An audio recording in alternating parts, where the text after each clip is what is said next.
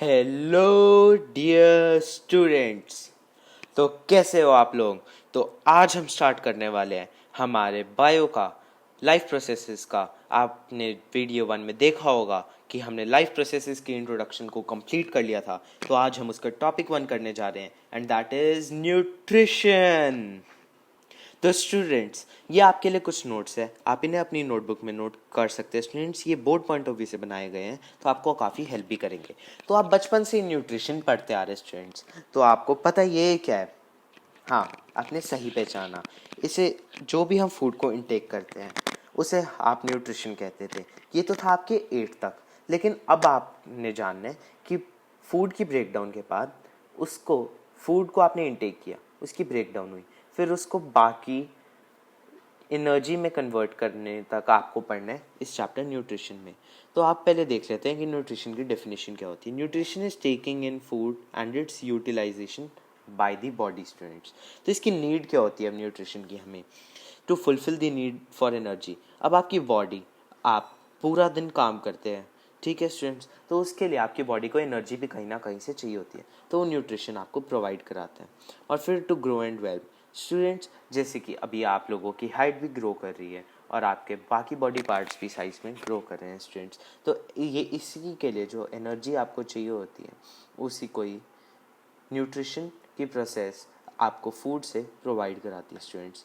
और जो synthesize proteins and other substances, तो स्टूडेंट्स ये तो बहुत ही कॉमन एग्जांपल है कि इस एज में बॉयज़ को मसल्स बनाने का बहुत शौक होता है और उसके लिए प्रोटीन्स चाहिए होते हैं। तो इसलिए कुछ लोग उनको कहते हैं आप प्रोटीन ज़्यादा खाओ, प्रोटीन ज़्यादा खाओ। तो प्रोटीन्स क्या होते हैं, बॉडी बिल्डिंग फूड्स होते हैं स्टूडेंट्स। तो प्रोटीन्स को सिंथेसाइज कराने का भी काम कौन करता है, न्यूट्रिशन स्टूडेंट्स। और बाकी अदर सब्सटेंसेस में आपके आ जाते हैं फैट्स, कार्बोज, फिर और भी ऑर्डर्स है विटामिन, मिनरल्स एक्सेट्रा स्टूडेंट्स। ये भी सारे न्यूट्रिशन की प्रोसेस से ही ऑब्टेन होते हैं स्टूडेंट्स।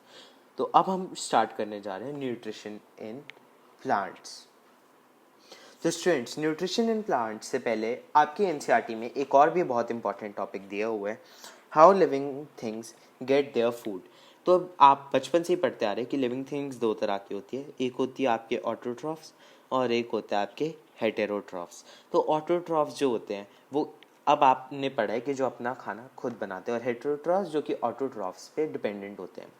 तो अब हम इसे थोड़ा साइंटिफिक लैंग्वेज में और थोड़ा डीप में पढ़ेंगे स्टूडेंट्स। तो ऑटोट्रॉफ्स वो होते हैं बेसिकली जो ऑर्गेनिजम्स इन ऑर्गेनिक सोर्सेज को यूज़ करके अपना फूड बनाते हैं। अभी इन ऑर्गेनिक सोर्सेज क्या होते हैं, inorganic sources are like carbon dioxide and water students. तो अब ऑटोट्रॉफ्स का एग्जांपल आपको पता ही है, plants, photosynthetic bacteria and many more. तो स्टूडेंट्स, अब ये हो गया ऑटोट्रॉफ्स का। अब हेटेरोट्रॉफ्स को हम थोड़ा केमिकल लैंग्वेज में पढ़ेंगे। तो ऑटोट्रॉफ्स वो होते हैं जो कॉम्प्लेक्स सब्सटेंसेस को ब्रेक करते हैं सिंपलर सब्सटेंसेस में, और उसके लिए उनके एंजाइम्स भी यूज़ होते हैं जिन्हें हम कैटलिस्ट के फॉर्म में कह देते हैं। कैटलिस्ट वो होते हैं स्टूडेंट्स जो किसी भी केमिकल रिएक्शन को फास्ट करने में हमारी हेल्प करते हैं स्टूडेंट्स। तो अब हेटेरोट्रॉफ्स का एग्जांपल आ जाते हैं हमारे पास एनिमल्स लाइक अस स्टूडेंट्स। हम आते हैं एनिमेलिया किंगडम में and we are come in phylum Mammalia. तो हम भी बेसिकली एनिमल्स में ही इंक्लूड होते हैं स्टूडेंट्स। तो हेटेरोट्रॉफ्स जो होते हैं वो डायरेक्टली और इनडायरेक्टली ऑटोट्रॉफ्स पे डिपेंड करते हैं स्टूडेंट्स। ये जो आप बचपन से पढ़ते आ रहे हैं ये तो वही है स्टूडेंट्स। तो चलिए अब हम शुरू करते हैं हमारा next topic and that is autotrophic nutrition. तो स्टूडेंट्स, ऑटोट्रॉफिक न्यूट्रिशन जो कि प्लांट शो करते हैं वो किस प्रोसेस से करते हैं स्टूडेंट्स। तो प्रोसेस तो आप जानते ही हैं, वो फोटोसिंथेसिस से करते हैं स्टूडेंट्स। और कैसे करते हैं स्टूडेंट्स, तो आप उसकी एक बहुत ही सिंपल सी इक्वेशन ऐसे भी लिख सकते हैं कि CO2 सनलाइट के प्रेजेंस में और क्लोरोफिल के प्रेजेंस में कार्बन डाइऑक्साइड बना देती है वाटर के साथ मिलके। तो अब प्लांट्स के पास जो भी एक्सेस फूड होता है स्टूडेंट्स, आप देखेंगे प्लांट्स के पास भी जो फूड ऑब्टेन करते हैं उनके पास कुछ एक्सेस फूड होता है जो कि उनके पास स्टार्च के फॉर्म में स्टोर होता है स्टूडेंट। जैसे हमारे बॉडी में ग्लूकोज या फिर ग्लाइकोजन के फॉर्म में स्टोर होते हैं, उनके पास स्टार्च के फॉर्म में स्टोर होते हैं स्टूडेंट। जैसे कि दिखा हुआ है वो एनिमल्स में ग्लाइकोजन के फॉर्म में स्टोर होता है। तो अब इसकी आप इक्वेशन भी एक सिंपल सी लिख सकते हैं स्टूडेंट जो कि आप 8 से पढ़ते आ रहे हैं। CO2 plus H2O give C6H12O6 plus O2। जो कि आपके एयर में रिलीज हो जाएगी। अब बस इसमें आपने क्या करना है, फैक्टर्स लिखने हैं। C6H12O6 को आप लेबल करेंगे कि ये ग्लूकोज होता है, जो कि आपको पता ही है, in the presence of sunlight and chlorophyll, that is important. और फिर जैसे आपने लेसन 1 में पढ़ा, आप इस इक्वेशन को फाइनली बैलेंस कर देंगे स्टूडेंट्स। और ये आपसे आज 1 मार्क का भी क्वेश्चन भी पूछा जा सकता है कि right the chemical equation of photosynthesis, तो उस क्वेश्चन को तो आप आराम से अटेम्प्ट कर सकते हैं स्टूडेंट्स। तो स्टूडेंट्स अब हम करने जा रहे हैं एक बहुत ही इंपॉर्टेंट क्वेश्चन, जो कि आपको एज अ बोर्ड में 3 मार्क का क्वेश्चन काफ़ी बार पूछा जा चुका है स्टूडेंट, जो कि आप प्रीवियस ईयर बोर्ड्स चेक करके भी ये बात देख सकते हैं स्टूडेंट्स। तो वो क्वेश्चन है कि इवेंट्स ऑफ फोटोसिंथेसिस क्या होते हैं, what are the events that take place during photosynthesis. तो आपने ये देखा स्टूडेंट्स, अब हम इनको एक एक करके ध्यान से देखते हैं स्टूडेंट्स कि कौन कौन से फोटोसिंथेसिस में इवेंट्स होते हैं। तो पहले तो आपकी जो भी लाइट होती है वो क्लोरोफिल एब्जॉर्ब कर लेते हैं स्टूडेंट्स, ठीक है स्टूडेंट्स। तो फिर एक बार लाइट उसने एब्जॉर्ब कर ली, तो क्लोरोफिल का काम है लाइट एब्जॉर्ब करना। उस लाइट का हुआ क्या, तो लाइट जो होता है वो बेसिकली इस काम का होता है कि वो H2O की जो होता है वो फोटोलिसिस कर देता है। फोटोलिसिस का मतलब क्या होता है, इसलिए मुझे पता था कि आप लोगों को डाउट होगा, इसलिए मैंने साथ ही लिखा हुआ है। स्प्लिटिंग ऑफ H2O को वो बेसिकली ब्रेक कर देगा हाइड्रोजन में और इलेक्ट्रॉन्स में, तो दैट इज स्प्लिटिंग। और फोटोलिसिस हम कह देते हैं splitting of H2 in the presence of light. फिर आपके टर्म एक ऐसी है फोटोफॉस्फोराइलेशन, जो कि आपके एनसीईआरटी में नहीं गिवन है, बट आप एक्स्ट्रा नॉलेज के लिए याद कर सकते हैं और कंपटीशन एग्जाम्स के लिए। तो फोटोफॉस्फोराइलेशन को आप ऐसे लिख सकते हैं अपने बोर्ड पॉइंट ऑफ व्यू से कि फोटोफॉस्फोराइलेशन को हम लिख सकते हैं conversion of light energy to chemical energy. अब यहाँ पे हमारे पास लाइट से हमारे पास आ गई केमिकल एनर्जी। तो अब उस केमिकल एनर्जी से हमें प्लांट के यूजेबल फॉर्म में केमिकल एनर्जी चाहिए स्टूडेंट्स लाइट एनर्जी से। तो लाइट एनर्जी को जब आप केमिकल एनर्जी में चेंज कर देंगे तो उसके साथ साथ आप रिडक्शन ऑफ CO2 करते हैं। जैसे कि आपने क्वेश्चन में देखा ही होगा स्टूडेंट्स, वहाँ पे जो है CO2 की रिडक्शन होती है। रिडक्शन क्यों स्टूडेंट्स, रिडक्शन इसलिए क्योंकि आपने देखे एडिशन ऑफ, अगर आप हाइड्रोजन कर देते हैं तो उस प्रोसेस को हम रिडक्शन कहते हैं, जैसे आपने अपने केमिस्ट्री में देखा ही है स्टूडेंट्स। तो स्टूडेंट्स जैसे कि आपने CO2, कार्बन के साथ ऑक्सीजन तो ऑलरेडी थी, बट इसमें हाइड्रोजन भी जुड़ गया, तो इसलिए हमने कहा कि रिडक्शन हो जाता है CO2 को। तो और रिडक्शन होने के बाद वो फॉर्म करता है कार्बोहाइड्रेट्स। तो हाइड्रेट से आप कह सकते हैं कि इसमें हाइड्रोजन है, तो रिडक्शन पक्का हुई है स्टूडेंट्स इसमें। तो स्टूडेंट्स चलिए अब हम अगले टॉपिक पे चलते हैं। तो स्टूडेंट्स जो मैंने अभी आपको पढ़ाया वो भी एक NCERT में आपके गिवन था स्टूडेंट्स, और उसको मैंने आपको बस पॉइंट्स में लिखवा दिया कि आप उसे नोट कर सके और आप अपने बोर्ड्स में लिख सके स्टूडेंट्स। अब अगला टॉपिक आता है कि जो पुराना टॉपिक हमने पढ़ा है उसी की एक्सेप्शन अब हम पढ़ने वाले हैं, जो कि आपके NCERT में बॉक्स में गिवन है स्टूडेंट्स।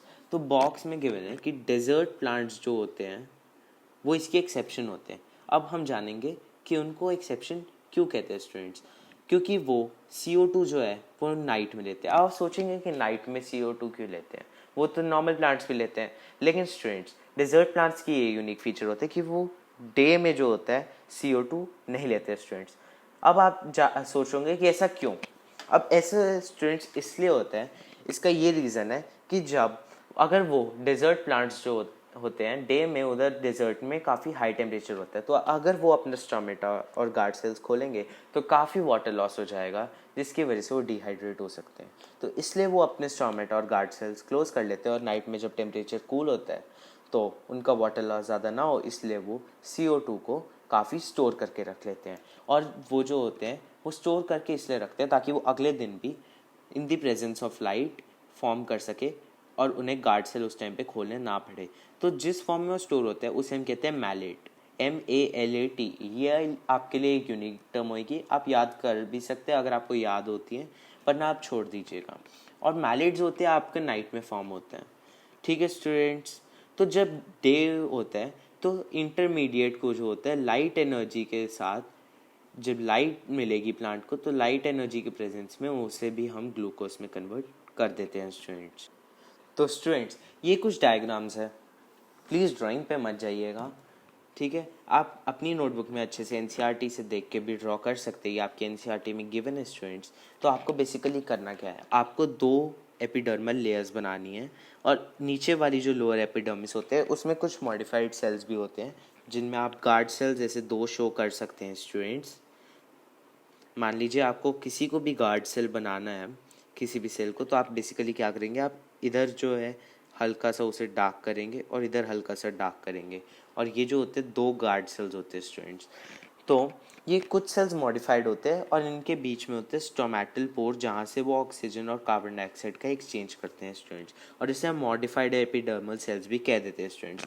और फिर अपर एपिडर्मिस के नीचे आप बनाएंगे palisade cells, basically rectangular boxes जिसमें आप न्यूक्लियस शेड करेंगे और छोटे छोटे डॉट्स लगा देंगे। काफ़ी सारे पैलिसेड सेल्स में जो होते हैं वो क्लोरोप्लास्ट होते हैं लार्ज अमाउंट में, क्योंकि ये फोटोसिंथेसिस में भी काफ़ी हेल्प करते हैं स्टूडेंट्स। फिर उसके नीचे आपके आ जाते हैं स्पॉन्जी सेल्स, जो कि आप बेसिकली सर्कल्स के फॉर्म में रिप्रेजेंट कर सकते हैं। और आप ध्यान से देखें तो इनके बीच में मैंने गैप छोड़े हैं, और ये गैप होता है एयर स्पेसेस। तो स्टूडेंट्स इसको आप उसके बाद लेबल भी कर सकते हैं। लेबलिंग प्रॉपर होनी चाहिए स्टूडेंट्स, तभी आपको बोर्ड्स में जो है मार्क्स मिलते हैं। अब हम पहुंच गए अपने अगले डायग्राम पे, दैट इज स्टोमेटल एपरेटस। तो स्टूडेंट ये जो स्टोमेटल एपरेटस का डायग्राम है, ये बेसिकली आपको एनसीईआरटी में 2 डायग्राम्स गिवन है। तो जिन लोगों की ड्राइंग अच्छी है वो 2 डायग्राम से उसे रिप्रेजेंट कर सकते हैं, वरना आप एक ही डायग्राम से उसे रिप्रेजेंट करें और साथ में 2 लाइन्स लिख दीजिए, जो कि मैं आपको इसके बाद बताने वाला हूँ एक्सप्लेन करने के लिए। तो इसके में आप ध्यान से देखिएगा, इसकी जो इनर वॉल थिक होती है वो थिक होती है। अब 2 पहले तो किडनी बीन शेप्ड सेल्स बनाएंगे and those are guard cells. उसमें आप एक डार्क डॉट बनाएंगे, फिर छोटे छोटे बहुत सारे आप डॉट्स लगा देंगे, ठीक है स्टूडेंट्स।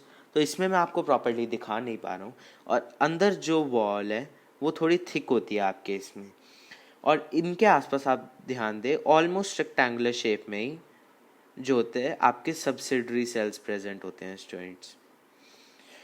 और इनमें आपको लेबलिंग ध्यान से करनी है, जैसे न्यूक्लियस और thicker inner membrane, subsidiary cells, chloroplast and stomatal pore.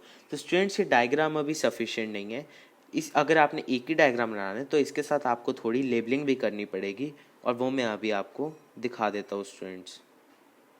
तो स्टूडेंट्स अगर आप ये 2 लाइनें उसके साथ लिख देंगे तो और एक वो डायग्राम बना देंगे, तो आपको अपने बोर्ड में 3 आउट ऑफ 3 मार्क्स इस क्वेश्चन में मिल जाएंगे स्टूडेंट्स। अब समझते हैं कि होता क्या है। तो जब भी गार्ड सेल्स जो होते हैं उनमें वाटर एंटर करते हैं तो वो स्वेल हो जाते हैं स्टूडेंट्स, नेचुरली है। अगर ऑस्मोसिस से वाटर एंटर करेगा तो गार्ड सेल्स स्वेल होंगे। तो जैसे ही वो स्वेल होते हैं, तो मान लीजिए स्टूडेंट्स पहले वो ऐसे थे, फ्लैसिड थे, जब वो स्वेल होंगे तो वो ऐसे हो जाएंगे जैसे हमने डायग्राम में दिखाया है स्टूडेंट्स। तो उनके बीच में जो स्पेस होता है वो इंक्रीज हो जाता है स्टूडेंट्स। फिर जो होता है स्टूडेंट्स वो थोड़ा वो जैसी स्पेस ओपन होएगा वैसी वाटर जो है आपका इवापोरेट कर जाएगा। और फिर जब आपका वाटर गार्ड सेल से इवापोरेट हो जाएगा और एक्सचेंज ऑफ गैसेस भी हो चुकी होंगी, तो फिर आपके ये गार्ड सेल्स जब वाटर इवापोरेट हो जाएगा तो वापस ये श्रिंक कर जाएंगे और स्टोमेटल पोर वापस ही बंद हो जाएगा। फिर ये वापस जो है सब्सिडरी सेल से वाटर लेंगे और वापस से जो है पोर ओपन हो जाएगा और ये स्वेल कर जाएंगे, और यही प्रोसेस रिपीट होता रहता है, और इसी से ही आपका फोटोसिंथेसिस में एक्सचेंज ऑफ गैसेस में ये हेल्प करता है स्टूडेंट्स। तो स्टूडेंट्स यही था आपका प्लांट्स के बेसिस पे न्यूट्रिशन। और एक और टॉपिक रह गया स्टूडेंट्स कि न्यूट्रिएंट्स क्या होते हैं प्लांट्स में।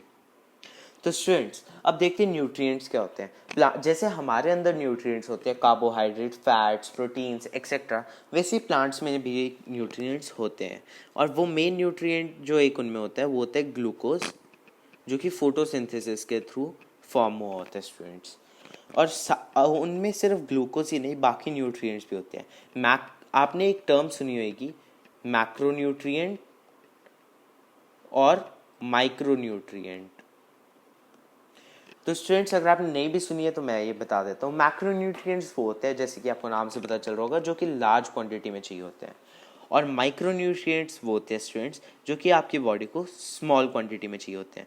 वैसे ही प्लांट्स के लिए ग्लूकोज उनको लार्ज क्वांटिटी में चाहिए होते हैं, तो वो मैक्रो न्यूट्रिएंट है। और अदर न्यूट्रिएंट्स लाइक जो वो सॉइल से ऑब्टेन करते हैं, जैसे water, nitrogen, phosphorus, iron, magnesium और nitrogen in the form of nitrates and nitrites. आपने ये अपने 8th क्लास में पढ़ा है स्टूडेंट्स, और आप आगे अपने 10th में ही पढ़ेंगे कि जो है वो एटमॉस्फेरिक नाइट्रोजन प्लांट्स नहीं एब्जॉर्ब कर सकते, तो वो जो है नाइट्रेट्स और नाइट्राइट्स के फॉर्म में एब्जॉर्ब करते हैं स्टूडेंट्स। और ये जो होता है ये सारे न्यूट्रिएंट्स प्लांट्स को सॉइल से मिल जाते हैं। तो स्टूडेंट्स आप एक चीज़ सोच के देखिए, हम तो जो है फूड अपने माउथ से इनटेक करते हैं, लेकिन प्लांट्स कहाँ से करेंगे? तो उनको अपने रूट्स के थ्रू सॉइल से करना पड़ता है स्टूडेंट्स। तो फिर आज के लिए बस इतना ही। अगर आपको ये वीडियो पसंद आया हो तो लाइक कर देना, शेयर कर देना, सब्सक्राइब कर देना, ताकि आगे आने वाली वीडियोस भी आपको मिलती रहे। तो थैंक यू स्टूडेंट्स, आज के लिए इतना ही। अगले पार्ट में हम लेके आएंगे nutrition in animals. Bye students.